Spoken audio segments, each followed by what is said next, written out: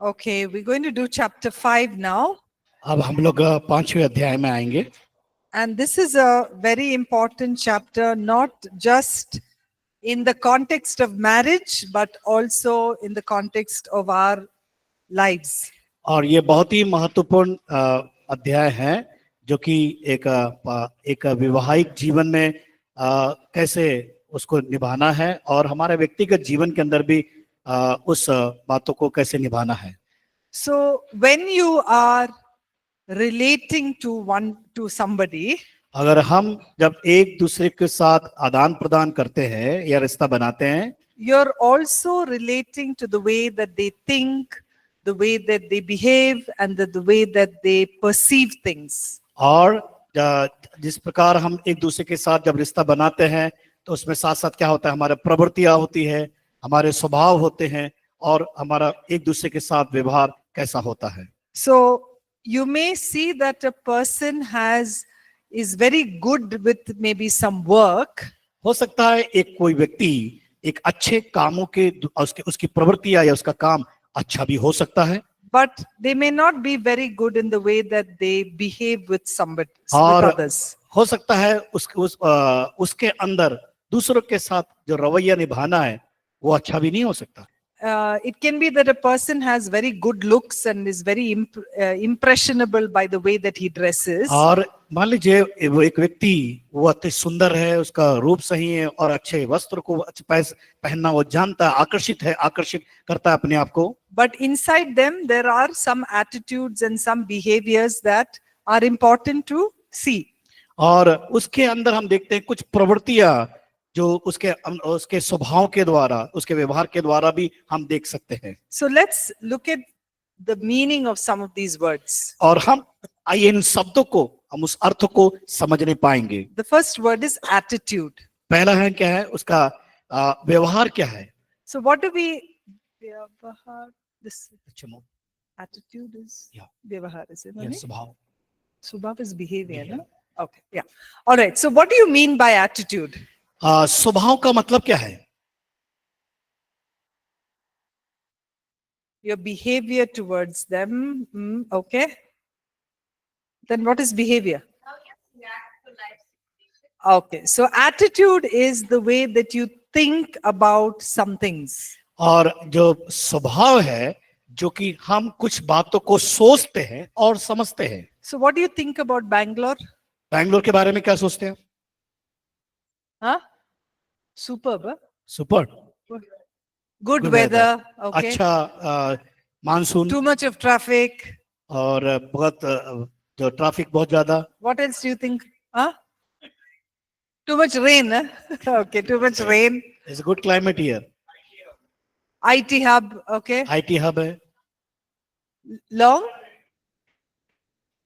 Lots of trees. Garden city. Okay. Anything else? और कुछ? Good people. Huh? Thank you.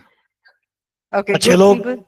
So, whatever your attitude is towards Bangalore, that's how your response is.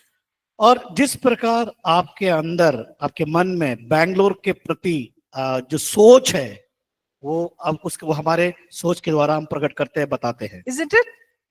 So it's very important to understand our attitudes about anything. और इसी प्रकार हमें हमारे जीवन के उस स्वभाव को समझना बहुत जरूरी है कि वो क्या है। So let's look at the second word, which is temperament. और दूसरा है प्रवृत्ति, दूसरा शब्द हम प्रवृत्ति। What does temperament mean? प्रवृत्ति का मतलब क्या है? क्या अर्थ है प्रवृत्ति का? बताएं।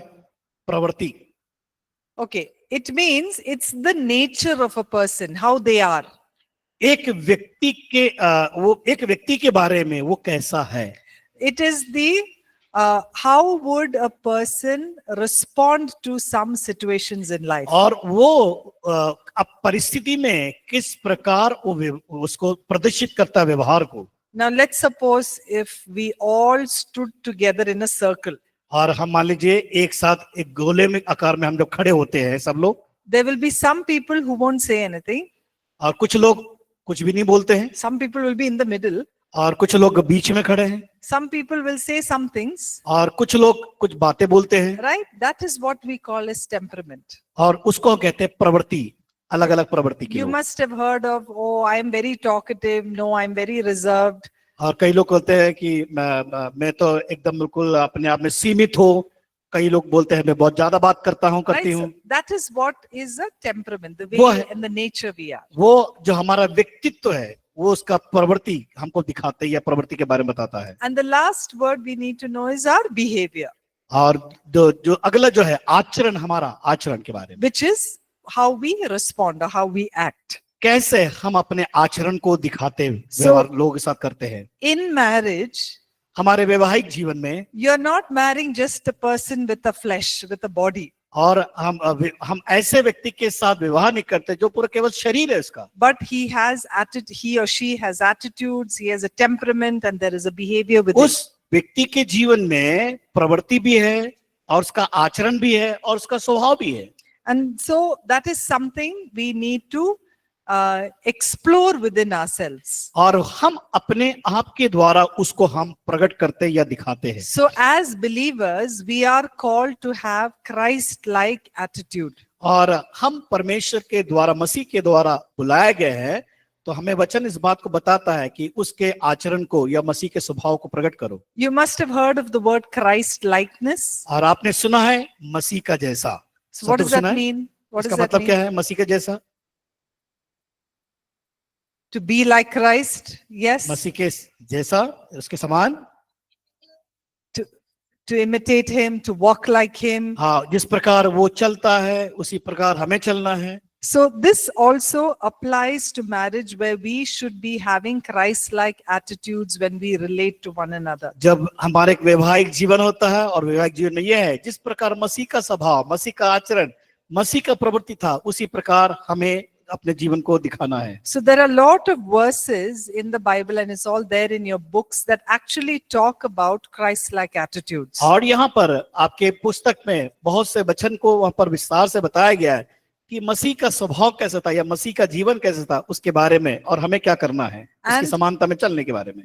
There is a list that is given in your notebooks. आपके नोटबुक में वो लिस्ट दिया हुआ है, सूची दी गई हुई है। It's in that first paragraph. No, it's this one. हाँ। In the first. 53 पेज पर, पेज नंबर 53। या इट्स गुड आइडिया। Okay. और पहला जो सूची में दिया गया है, अच्छे व्यवहार के बारे में, आचरण के बारे में, और उसके नीचे जो हमारा गलत आचरण या जो नकारात्मक है उसके बारे में दिया गया है। So I want you to look at that second list, second table, which talks about the bad attitudes or the negative attitudes, and look at least one or two of that which you may have. और हम ये दूसरा वाला सूची को देखेंगे जो हमारे अंदर नकारात्मक प्रवृत्ति है, गलत प्रवृत्ति के बारे में बताया गया, उसको पढ़ेंगे, देखेंगे, और हम अपने आप को देखेंगे कि वो हमारे अंदर कौन सी ऐसी चीज है, वो सूची में कौन सी ऐसी बातें हमारे अंदर है, या पूरी बातें हैं, या उसमें से कोई केवल कुछ बातें हैं। उसको ध्यान से पढ़े, And you can pick it. और उसमें आप निशान डालें। आपके अंदर है क्या? क्रोध है तो आपके क्रोध करते हैं, निशान लगाए। घमंड करते तो घमंड पे निशान लगाए। डरपोक है तो बिल्कुल देखिए, पढ़िए, ध्यान से पढ़िएगा कौन कौन सी बातें आपके अंदर है, या बुरी प्रवृत्ति।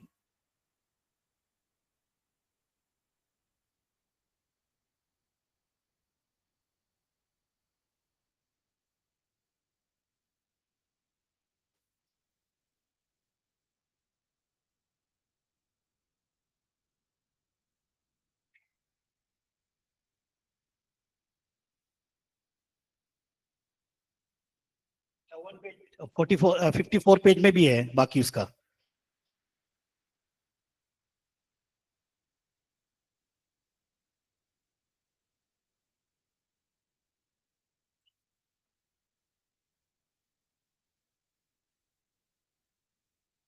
Okay, is there anyone who has no negative attitude here? यहाँ पर इसमें से ऐसा कौन सा है कि जिसके अंदर कोई नकारात्मक प्रवृत्ति है या नहीं? सब में है ना? है सब, ये पूरी लिस्ट है? Right. है, पूरा नहीं है? All right. So it's important for us to really see what is in our hearts. और हमें बहुत ही महत्वपूर्ण है हमारे जीवन में इस बात को समझने के लिए। Because when you have a bad attitude, जब हमारा बुरा व्यवहार और प्रवृत्ति होगी, it is going to affect the way that you see other people and see situations. और क्या होगा कि हम परिस्थितियों को अलग परिस्थिति को देखने पाते हैं और वो चीज दूसरे को प्रभावित करती है। So everything that you see will be negative.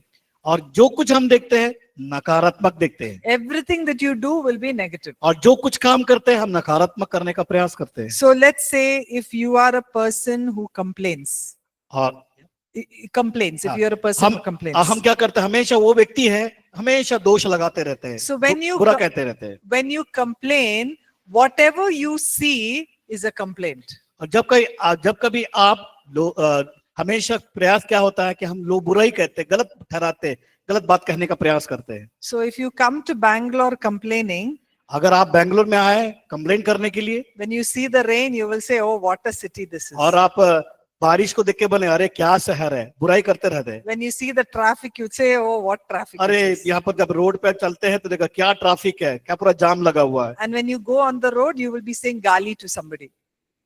You'll be saying abuse to someone. हाँ, और क्या होता है, किसी व्यक्ति रोड पर चलते हैं, किसी को देखकर आप बुरा गलत बात बोलते हैं। Why? Because in your heart, it is complaint. कारण क्या है, आपके मन में पूरा भरा हुआ है, हृदय में भरा हुआ है बुराई करना, बुरा बोलना। So in the context of marriage, suppose you are an unforgiving person. अगर मान लीजिए वैवाहिक जीवन में देखते हैं, अगर आप क्षमा नहीं करने वाले व्यक्ति है, Your spouse comes and say, "Please forgive me, I'm sorry." और मान लीजिए आपके जब पति हो या पत्नी हो, अगर आपसे आके कहते हैं कि मुझे कृपया कर, मुझे क्षमा कर दो, And you'll say, "No, I आप don't." बोले नहीं, मैं तो क्षमा नहीं करूंगा, And you won't give that poor spouse something to eat. और हो सकता है आपके जीवन साथी को कुछ खाने को नहीं दे रहे होंगे, मना कर रहे होंगे। Why? Because of that attitude that's there inside you. क्योंकि आपके अंदर वो आचरण, वो व्यवहार बना हुआ बरकरार है। So it will affect anything that you do if you have some of those attitudes inside you. आपके अंदर ऐसा व्यवहार, अगर दुर्व्यवहार बना हुआ है, वो बाहर लोगों के सामने दिखाई देगा। So let's look at an example. Suppose you're going for a trip. उदाहरण के लिए अगर मान लीजिए हम समूह में कहीं दूर यात्रा कर रहे हैं, Okay. Before you go for the trip, you will say, "Oh, this trip is going to be very, very bad." Suppose you have negativity in your heart, you'll say, "This trip is going to be very, very bad." आप जाने के पहले समूह में आप जा रहे हैं और उसके अभी वहां गए भी नहीं, आप कह रहे हैं ये बेकार की यात्रा है, ये ट्रिप जाना नहीं चाहिए, आप गलत बोलते हैं, क्योंकि आपके अंदर भरा हुआ है वो चीज। So what will your experience be? आपका अनुभव क्या है? It will be bad, वो बुरा है। right? And what will you finish with? और आप किस बात से खत्म करते हैं? It will again be negative. फिर से वही नकारात्मक बात बोलकर। So it will affect you in the way that you expect something. आपके अंदर वो आप जो चाहते हैं, जो चाहा है आपके अंदर, वो आपके जीवन को प्रभावित करती है। It will affect your experience. आपके अनुभव को प्रभावित करती है, And it will affect your end.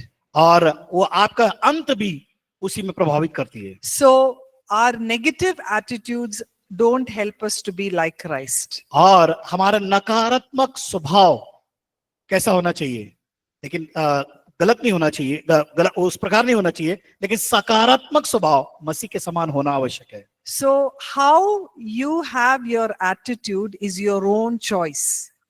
आपका जो व्यवहार क्या आपके चुनाव के द्वारा है? Don't blame Satan for that. लेकिन उसमें हम शैतान को किसी प्रकार का दोष ना दें।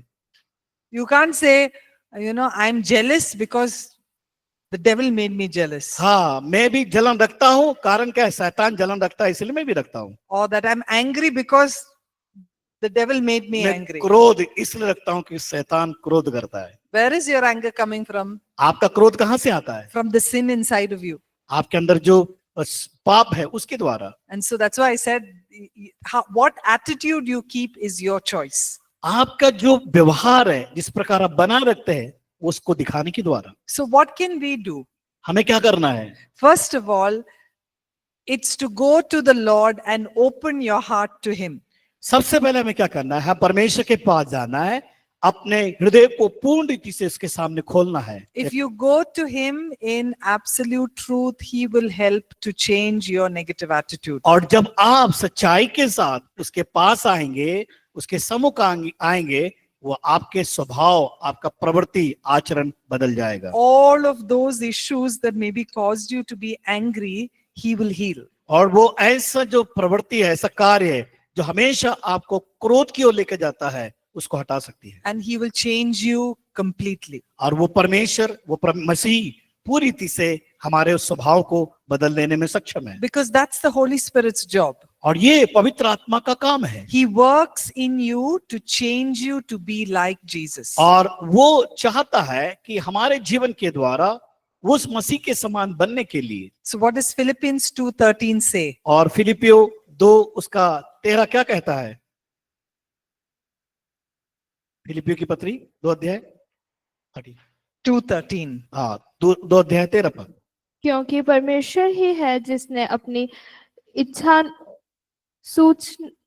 सुइच्छा निमित्त तुम्हारे मन में इच्छा और काम दोनों बातों के करने का प्रभाव डाला है। So it is God who works in you to do for his good pleasure. और परमेश्वर उस बात को डालता है हमारे अंदर कि एक अच्छे स्वभाव को, अच्छे कार्य को हमारे अंदर से प्रकट कर सके। Okay, so whatever you have ticked in your books, go back in prayer today and ask the Lord to bring that place of transformation. आपने आपके अंदर जो नकारात्मक बातें हैं, जो आपने सूची में देखा, उस टिक किया, आप अपने कमरे में, अपने स्थान में जाकर प्रार्थना करें, समय व्यतीत करें कि क्या कमी है उसको दूर करने के लिए। Okay, we'll go to the next one, which is temperament.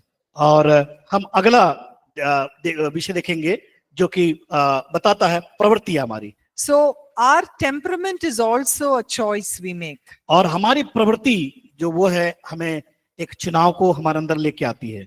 And it can be changed and you don't have to live with the temperament that you were born with. और हम उस क्या बोलना चाहिए, उस प्रवृत्ति में जिस प्रकार पैदा हुए उसको हमें आचरण में लेके नहीं आना, लेकिन हमारे क्या करना, बदलने के लिए हम अपने आप को तैयार करना। So the Bible tells us that we should be filled with the Bible क्या बताती है कि हमें किस बातों से भरना है? we should be filled with the Holy Spirit. और हमें क्या करना है? हमेशा आत्मा, पवित्र आत्मा से परिपूर्ण होना है। Someone came and gave me a cup of tea. किसी ने मुझे ये एक कप चाय ला के दी है। If I shake it, what will come out? अगर मैं इसको हिलाऊं तो क्या होगा? What will fall? Tea. Will juice fall? क्या इसमें से रस निकलेगा या फिर चाय गिरेगा? So whatever is inside you will come out when you are shaken. आपके अंदर जो कुछ है जब उसको हिलाएंगे वही बाहर निकलेगा। Right? When someone says something to you, whatever is inside of you only will come out. और आपके बारे में कोई व्यक्ति कुछ बोलता है, लेकिन आपके अंदर क्या है वो बाहर निकल आएगा। So if you are angry, what will come out? Nice angry words will come out. हाँ, अगर आपके अंदर क्रोध भरा है, बड़ा मजेदार क्रोध निकलेगा फिर। Right? If you are sarcastic, nice sarcastic words will come out. और हो सकता है आप गलत शब्दों का जो इस्तेमाल करते हैं, अब शब्दों का वो बिल्कुल बड़ा अच्छे से निकलेगा। So, but when you are filled with the Holy Spirit, what will come out? जब आप पवित्र आत्मा के द्वारा भरे जाएंगे तो क्या निकलेगा? The fruit of the Holy Spirit. Who या said that? कौन ने बोला? Oh, हाँ, okay. The पवित्र fruit of the Holy Spirit. आत्मा का Yes. फल हमारे अंदर से निकलेगा। What is the fruit of the Holy Spirit? वो आत्मा का फल क्या है?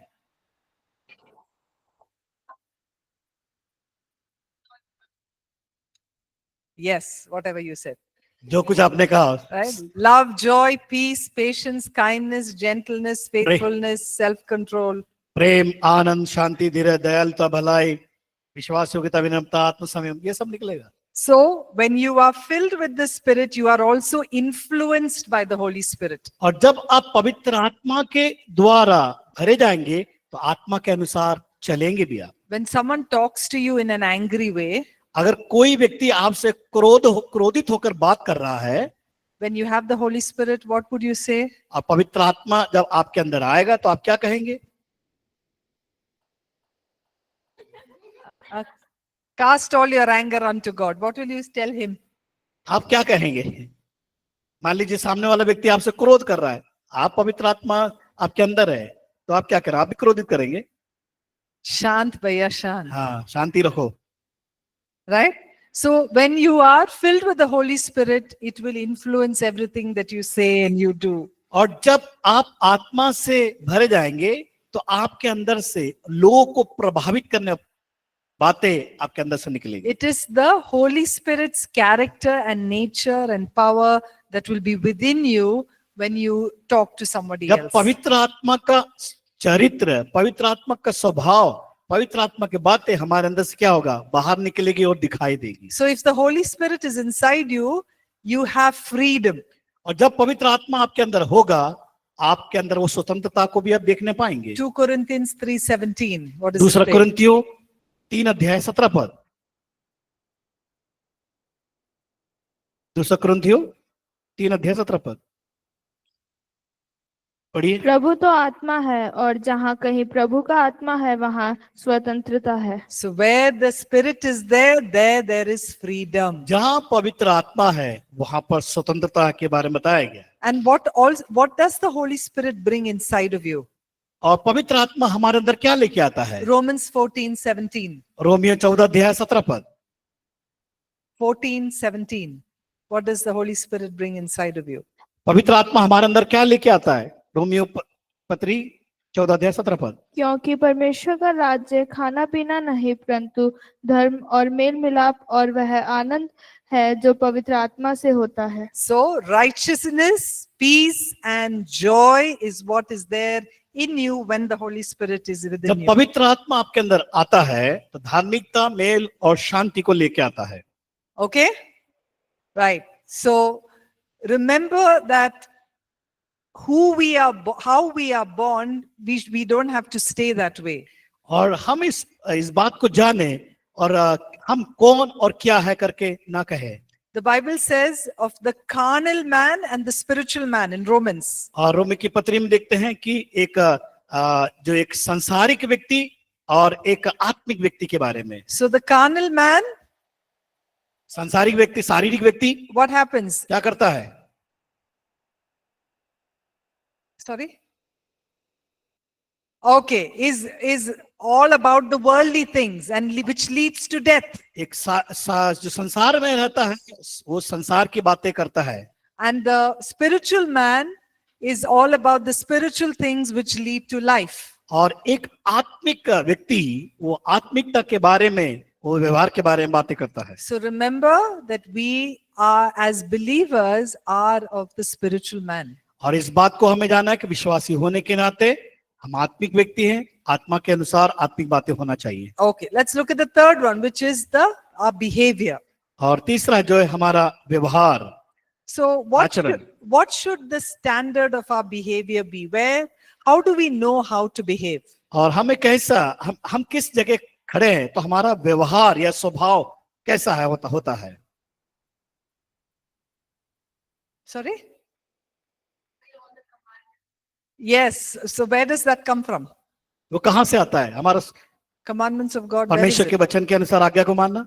So the standard of our behavior is the word of God. और हमारा जो आचरण स्वभाव परमेश्वर के वचन के आधार पर है। How do you show love for God? कैसे हम अपने प्रेम को परमेश्वर के साथ दिखाते हैं? When you obey His word. जब उसके बातों को, हम उसके वचन को मानते हैं। How did you show love for your parents? आप अपने माता पिता से प्रेम को किस प्रकार प्रकट करते हैं? When you obey them. जब हम आज्ञा का पालन करते हैं। Isn't it? So similarly, when you obey the word of God, you are demonstrating your love for Him. और जब हम परमेश्वर के वचन के आधार पर उसकी वचन की आज्ञा को मानते हैं, हम क्या कर रहे हैं? हमारे स्वभाव को उसके साथ हम प्रकट कर रहे हैं या प्रेम को बता रहे हैं। So the Bible has so much to say about how we should behave or conduct ourselves. और बाइबल बहुत सी बातें बता रही है कि हमारा व्यक्तित्व जो का स्वभाव है किस प्रकार दिखाना है या उसको प्रकट करना है। We'll just read one of those verses, which is Colossians chapter 3 verses 12 to 15. और हम कुलुस्सी की पत्री 3 अध्याय 12 to 15. 12 से 15 कुलीसी की पत्री 3 अध्याय 12 से 15। इसलिए परमेश्वर के चुने हुओं के समान जो पवित्र और प्रिय हैं, बड़ी करुणा और भलाई और दीनता और नम्रता और सहनशीलता धारण करो। और यदि किसी पर दोष देने का कोई कारण हो तो एक दूसरे की सह लो और एक दूसरे के अपराध क्षमा करो। जैसे प्रभु ने तुम्हारे अपराध क्षमा किए, वैसे ही तुम भी करो। इन सब के ऊपर प्रेम को, जो सिद्धता का कटिबंधन है, बांध लो। मसीह की शांति, जिसके लिए तुम एक देह होकर बुलाए भी गए हो, तुम्हारे हृदय में राज्य करे और तुम धन्यवादी बने रहो। Okay, so what in this verse there are some behaviors that we can learn. और हम इस वचन में हमने जो पढ़ा देख सकते हैं हमारे किस प्रकार हमारे आचरण को व्यवहार को दिखाना है। It says compassion, यहाँ पर देखते हैं कि हमें करुणा, kindness, भलाई, humility, दीनता, gentleness, नम्रता patience, और सहनशीलता tolerance, और दोष नहीं लगाना, forgiving, हमें क्षमा करना, thankful. धन्यवाद देना। So much to learn from. हमें बहुत सी बातों को सीखना है। So this word of God should instruct our behavior. और ये वचन हमें हमारे आचरण के बारे में बताता है। Now sometimes all of us, some of us may really need to go through some transformation in order to get to this place. और कई लोग हैं हमारे जीवन में जब इस स्थान से अब जब जाते हैं जाएंगे तो हमारे जीवन के अंदर उस परिवर्तन को लाने का हम प्रयास भी कर रहे हैं। So it's true that all of us started at the same place. और क्या आपने ऐसे उसी स्थान से आपने क्या शुरू किया है, प्रारंभ किया है बदलने के लिए? No, all of us have started from the same place. और हम सभी ने उस स्थान से प्रारंभ किया है। What is that place? Being sinful. और वो कौन सा पाप है? वो जो पाप का स्थान है। So first and foremost, we need to recognize that there is sin inside of us. सबसे पहले इस बात को समझना है कि हमारे अंदर कोई ना कोई पाप है। And acknowledge that we are sinful. और हमें इस बात को महसूस करना है कि मैं पापी हूं। And look to God for that transformation. और परमेश्वर की ओर देखना है ताकि हमारा जीवन में वो परिवर्तन बदलाव आ सके। So there are 4 important truths that we need to look into to transform our negative selves. हमारे नकारात्मक बातों से इस बात को जानना है। 4 महत्वपूर्ण बात है जो कि हमारे जीवन में उसको लेके आना है। So the first 2 is something that is already done for you. और सबसे 2 खास बात है कि वो हमारे लिए हो चुका है या कर दिए गए हैं। And the last 2, the third and the fourth, is something that is ongoing, that we have to keep doing over and over again. और तीसरा चौथी बात इस बात को बताता है हमें उसे लगातार करते रहना है उसको बदलने के लिए, परिवर्तन होने के लिए। So let's look at the first 2. The first one is the power of the cross. सबसे खास बात, पहली बात वह है क्रूस की सामर्थ। So what Jesus did on the cross, यीशु मसीह ने हमारे लिए क्रूस पर क्या किया? not just bought forgiveness, केवल हमें क्षमा ही नहीं किया, but gave us freedom from the hold of sin. और देखते हैं कि पाप की प्रभुता से हमको छुटकारा को भी दिया। And by the cross, you and I are healed in our spirit, in our soul, and in our body. और उस क्रूस के द्वारा हमारे आत्मा, प्राण और शरीर में हमने चंगाई को पाया है। So because of what Jesus did on the cross, क्रूस पर यीशु मसीह के द्वारा जो किया गया है, the rule or the power of sin over us has been completely broken. और वो पाप की प्रभुता पूर्ण रीति से हमारे ऊपर से तोड़ दी गई, हटा दी गई। He's done it once, उसने एक बार किया and he's done it forever. और वो हमेशा के लिए किया। Do you believe that? क्या आप उस पर विश्वास करते हैं? So when you come to him in forgiveness, जब हम उसके पास आते हैं क्षमा के लिए, you don't have to plead and beg, हम भीख, जैसे भिखारी भीख मांगता है उसी प्रकार हम भीख नहीं मांगना है। because the scripture says that the power of sin has been cut off or has been broken. परमेश्वर का वचन बताता है कि पाप की जो प्रभुता हमारे ऊपर थी वो टोटली, वो पूरी रीति से खत्म कर दी गई। And you are no more slaves to that sin. और अब हम किसी भी रीति से उस पाप के अधीन में नहीं है, गुलाम में नहीं है।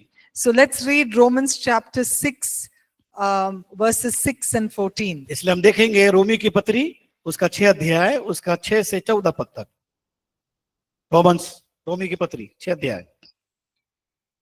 हम जानते हैं कि हमारा पुराना मनुष्यत्व उसके साथ क्रूस पर चढ़ाया गया ताकि पाप का शरीर व्यर्थ हो जाए और हम आगे को पाप के दास्तव में ना रहे, क्योंकि जो मर गया वह पाप से छुटकर धर्मी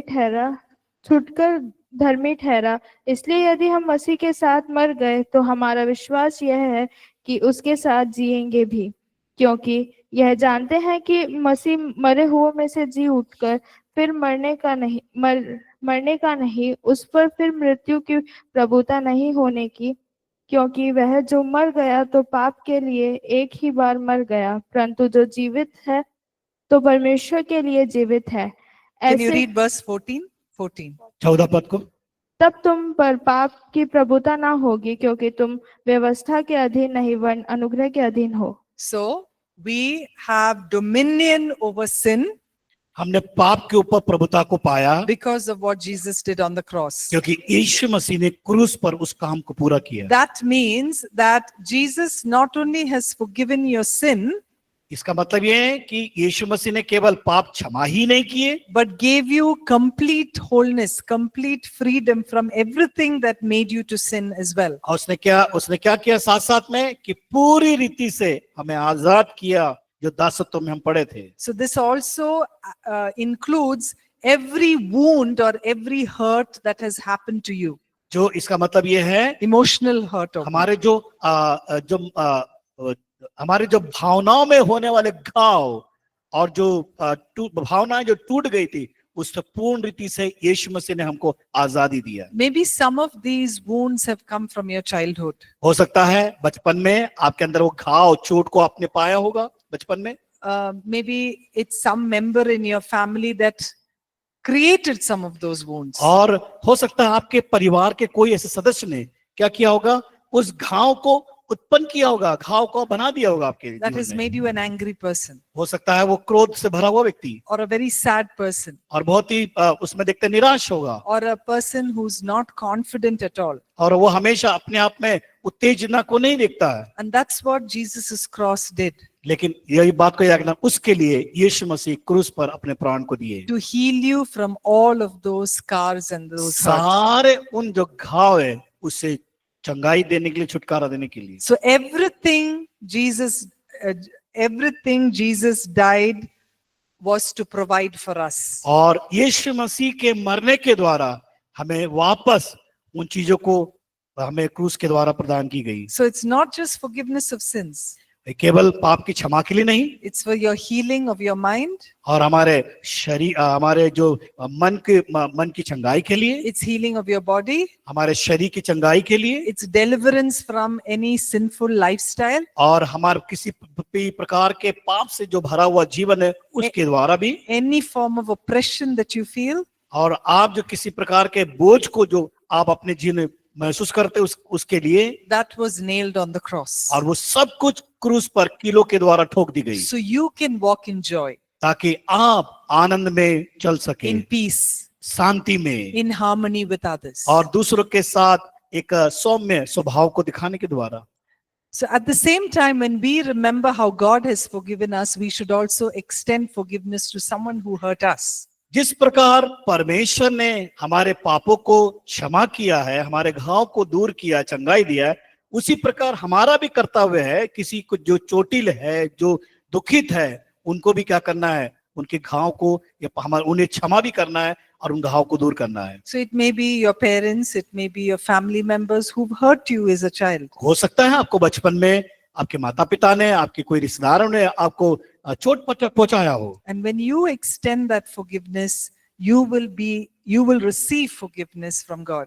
और जब आप दूसरों को क्षमा करते हो, भावनाओं को उत्पन्न करते हैं, इसका मतलब ये है कि आप परमेश्वर की ओर से उन्हीं बातों को प्राप्त करते हैं। So the cross has immense power for our lives और हमारे जीवन में वो क्रूस की सामर्थ बहुत ही अधिक महत्व है, to bring about the freedom nobody else can. और कोई दूसरा व्यक्ति उस स्वतंत्रता को नहीं ला सकता। Okay? Yes. All right, let's look at the second one, which is your identity in Christ. दूसरा, मसीह में हमारी पहचान। So once you experience salvation, जब आप एक बार उद्धार का अनुभव कर लेते हैं, you are one with Christ. आप क्या हो गए? मसीह के साथ जोड़ दिए गए, या मसीह के साथ आपने जीत को हासिल किया। So you become a new creation. अभी क्या हो गए? मसीह में आप एक नई सृष्टि हो गए। And when you are a new creation, everything about you inside changes. और जब मसीह में आप एक नए हो गए, सृष्टि हो गए, सब कुछ आपके जीवन में बदल जाता है। The scripture says, no, the old is gone, the new has come. इसलिए वचन कहता है पुरानी बातें बीत गई, देखो सब नई हो गई। So our identity is our standing before God, is our position before God. और हमारा जो पहचान है मसीह के साथ, या मसीह हमारे साथ खड़े होने के द्वारा। So we must live out of that position. और हम उससे बाहर निकलकर, उन बातों से बाहर निकलकर हम अपनी पहचान या उस स्थान को मसीह के साथ हम जोड़े और वास्तव में खड़ा करें। We look at an example. हम अपने जीवन में एक उदाहरण को देखें। Suppose a very rich man adopts a very, very poor boy. उदाहरण के लिए एक बड़ा अमीर व्यक्ति एक गरीब बच्चे को गोद लेता है। Okay? And this poor boy is used to eating all the scraps on the street. और वो बच्चा जो सड़क पर जो भी जो पड़ी हुई चीजें, खराब चीजें उठाकर वो खाता है। So after he's adopted, he's come to this house where there is so much to eat. अब क्या है, जब इसको गोद ले लिया गया, अब ये घर में उसको क्या है, बहुत सी चीजें खाने को यहाँ प्राप्त होती है। But he doesn't eat that. लेकिन वो भोजन को नहीं करता है। He goes and eats the scraps outside. अब फिर वापस क्या करता है, रोड सड़क पे जाके खाना खाता है वो। What does that mean? इसका मतलब क्या है? He has not truly enjoyed the love that this rich man is showing him. अब यहाँ पर वो पूर्ण रीति से वो आनंद नहीं मना पा रहा है। कारण क्या है? ये अमीर व्यक्ति ने उसको बहुत अच्छी भोजन को वहां पर उसके सामने रखा है। That's how we are sometimes. कई बार हम ऐसे ही करते हैं। We believe that Christ died for our sins. और हम इस बात पर विश्वास करते हैं कि मसीह यीशु हमारे लिए क्रूस पर मरा। But we still don't identify with the freedom he gives us. और हम इस समय उस बात को समझ नहीं पाते कि मसीह में जो हमारी पहचान क्या है।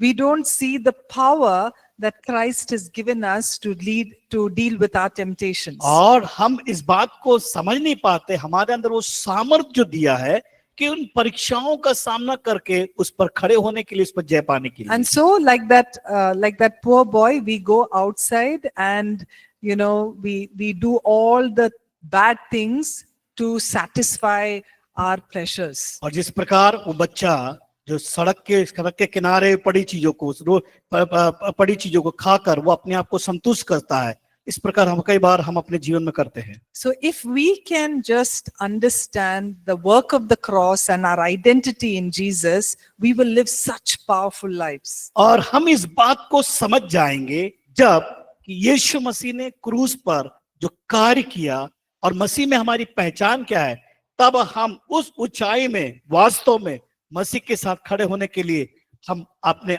जीवन में उस अनुभव को करने पाते So हैं। this is something we have to remind ourselves every day. और इस बात को हमेशा हमें याद दिलाना है या याद करना है That by the cross, the power of sin over my life, whenever I get angry, all of that is broken. उस क्रूस के द्वारा मेरे पाप सब धो दिए गए, जो भी क्रोध आता है वो क्रोध क्रूस पर चढ़ा दिए गए, इस बात को स्मरण करना। And that when I identify and know that I am in Jesus, I know I'm satisfied for all things that may come to me. और जो कुछ मेरे जीवन में आती है, इस बात को पहचानना है मसीह में, कि उस बात का अनुभव करना है कि मसीह ने मेरे लिए क्या किया ताकि अपने जीवन से अलग कर सके। Amen. आमीन। Okay. So let's look at the other two things that are ongoing. और दो और बातें हम देखेंगे जो हमारे हमेशा वो हमारे जीवन में चलती रहने वाली, आखिर तक होने वाली बातें। Now when we are saved, our spirit man is saved. जब हमने उद्धार पा लेते हैं तो हमारा आंतरिक मनुष्य तो भी उद्धार को पाता है, But our mind and our soul is still the same. लेकिन हमारा मन और आत्मा केवल एक जैसे, वो एक जैसे ही रहता है। right? It may not change like that. और हमारा मन एकदम से जल्दी से तुरंत नहीं बदलता। So what should we do? तो हम क्या करते हैं उसके लिए? The Bible says we need to renew our minds. इसलिए बाइबल वचन हमें बताता है कि हमारे मनों को नया करना जरूरी है। What is renewing mean? It means to change the way we think. और हमें परिवर्तन करना, मन को परिवर्तन करने का मतलब है हमारे उन चीजों को जो पुरानी बातें हैं मन में आती है उसको बदलना है। So it is to change the thoughts that we had with thoughts that are written in scripture. हमारे उस विचारों को बदलना है। क्या वो विचार वचन के अनुसार है? अगर वचन के अनुसार नहीं है हमें बदलना है। So let's look at an example. उदाहरण के हम देखेंगे, उदाहरण के लिए। So I am a believer. उदाहरण के लिए मैं एक विश्वासी हूँ। And what's your name? Sharon. Sharon says something to me. मतलब शारोन ने कुछ मुझसे बातें कही। Okay? And I get very angry with Sharon. और शारोन से मैं बहुत क्रोधित हूँ। And I say 10 things back to Sharon. और शारोन ने एक बात कहा होगा लेकिन 10 बात मैं उसको वापस कहती हूँ। Okay? So am I the carnal mind or the spiritual mind?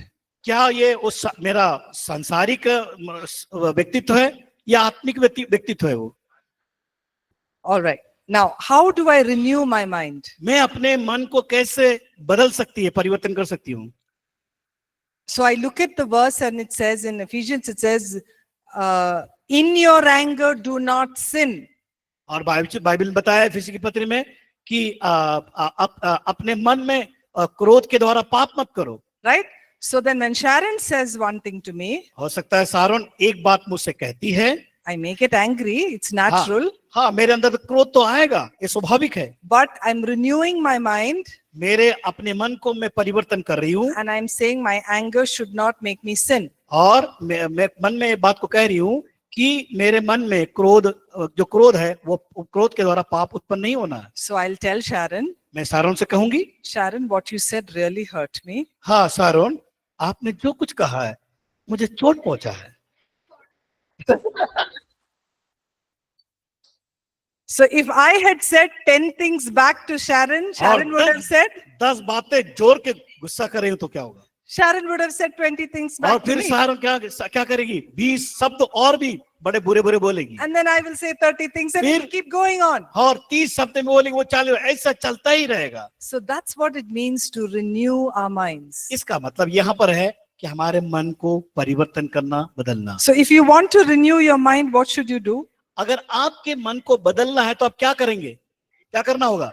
Read the word of God, meditate on it constantly. क्या करना है? परमेश्वर के वचन को ध्यान करना है, उस वचन का मनन करना है।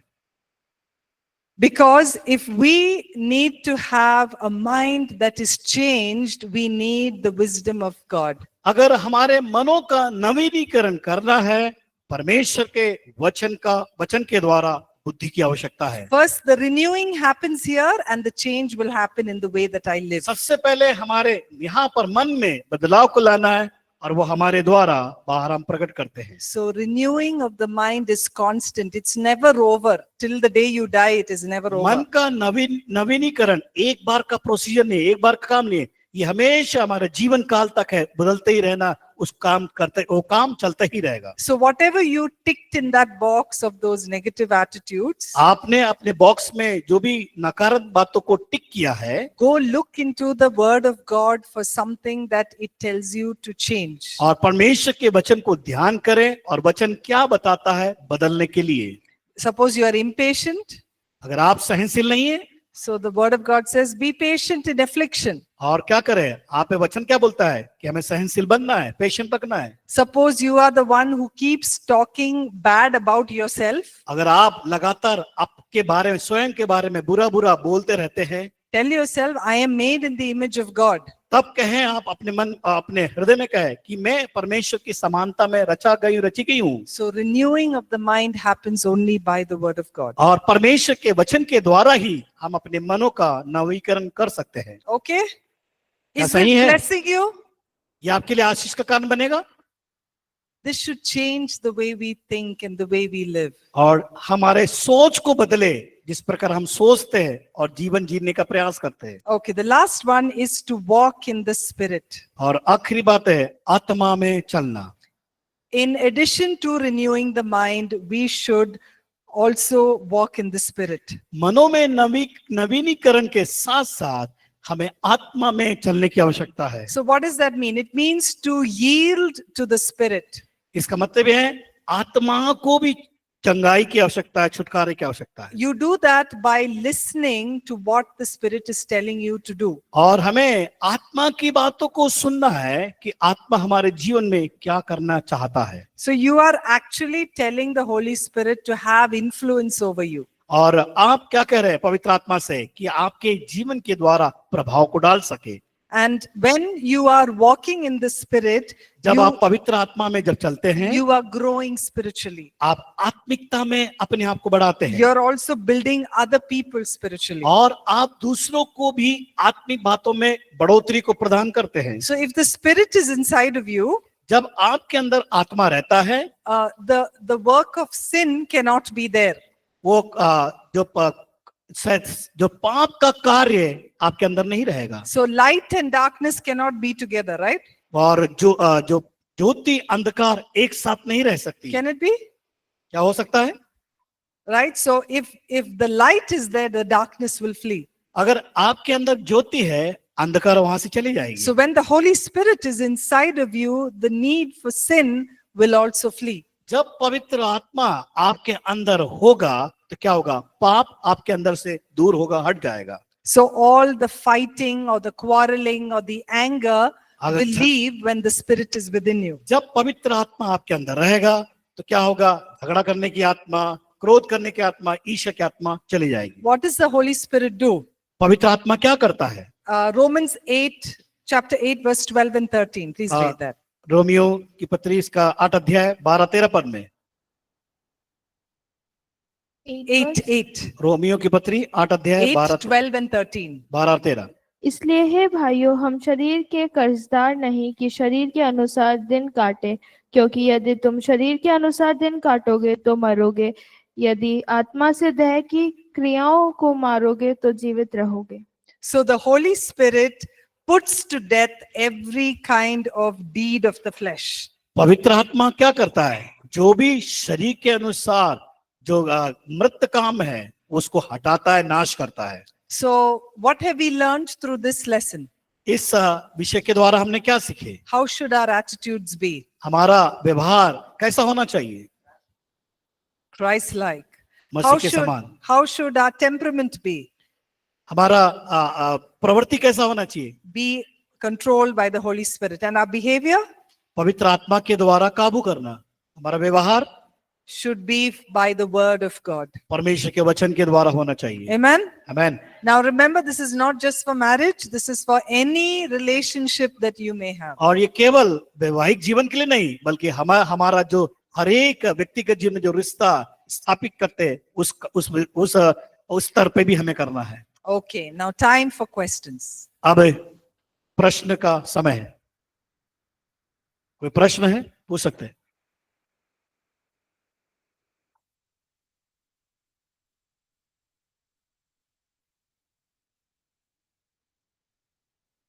कोई प्रश्न नहीं है? What time is it? I just wanted to know if you're all awake. No questions? कोई प्रश्न नहीं? क्या बात है? Or they don't know anything. Okay. All right. Okay. Then let's just take a break and let's come back in 15 minutes. Okay, अब break लेंगे फिर वापस आएंगे।